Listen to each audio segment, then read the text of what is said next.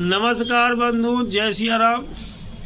अब दूसरे देखो बताते हैं, मेदोहर मिडंगादि लोह। मेदोहर बिडंगादि लोह। तो मेदोहर मतलब जो मैदा है, शरीर बढ़ जाता है, कब्ज है, फैट बढ़ जाता है, शरीर भारी दिखने लगता है। पेट में कुछ आते ही तो बढ़ती है, मैदा बढ़ जाता है, शरीर बढ़ता है, पानी की मात्रा बढ़ जाती है। इसमें बिडंग का बिडंग है, विवाह विडंग का भी योग पड़ा, इसलिए रेचक भी है। रेचक के साथ साथ लीवर में, किडनी में, आमाशय में, आंतों में किसी प्रकार का दोष जो चिपका पड़ा हुआ है, या कीटाणु हो गए, कीड़े हैं, विवाह विडंग कीड़ा नष्ट भी करती है। छोटे बच्चों को चूना वगैरह पड़ जाते, उसमें भी दिया जा सकता है। इसके बाद नाशक जो भी औषधियाँ हैं, जैसे हरड़ है, धमासा है, जमासा है, दारू हल्दी है, अमलतास है, कुटकी है, रसना है, इसके साथ और भी बहुत पुनर्नवा है।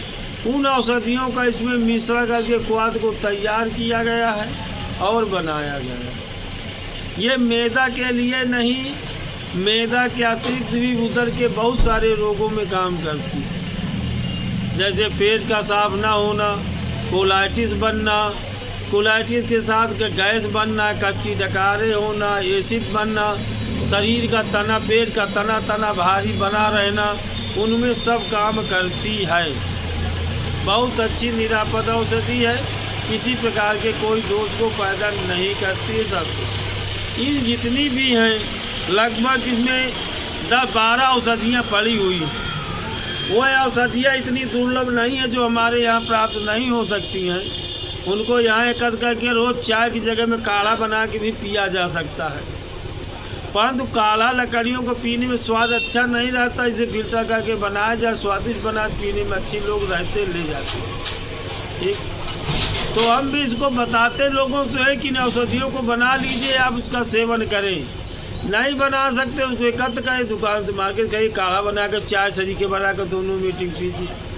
परंतु चाय को छोड़ना, मैं तो ये कह रहा हूँ कि जो लोग चाय पीते हैं या किसी अतिथि के आने पर चाय को पिलाते हैं, तो चाय के जगह में क्वाथ उसको बनाकर पिलाया जाए या रसायन दिया जाए, तो वो भी स्वस्थ रह सकता है, आप भी स्वस्थ रह सकते हैं। समाज में पढ़ा लिखा शिक्षा का अभाव के कारण व्याधि बनी हुई है, इसलिए इसको चलाने के साथ साथ दोषों को भी समाप्त कर सकते हैं और उनसे होने वाले बहुत सारे रोगों से बचा जा सकता है। तो मेदोहर बिडंगादि लोह सिरप में भी आ गई है। इनको पहले तो अभी तक हम लोग जो क्वाथ में ही चलाते थे, क्वाथ का सख्त मैन्युफैक्चरिंग होकर कंपनी ने जो है इसे सिरप में भी बना दिया। पहले तो रोगी को ऐसे क्वाथ लिख दिया जाता था, वो पका कर दोनों मीटिंग पीता था। परंतु समय के अभाव, लोगों के कारण स्वास्थ्य के लिए समय नहीं है।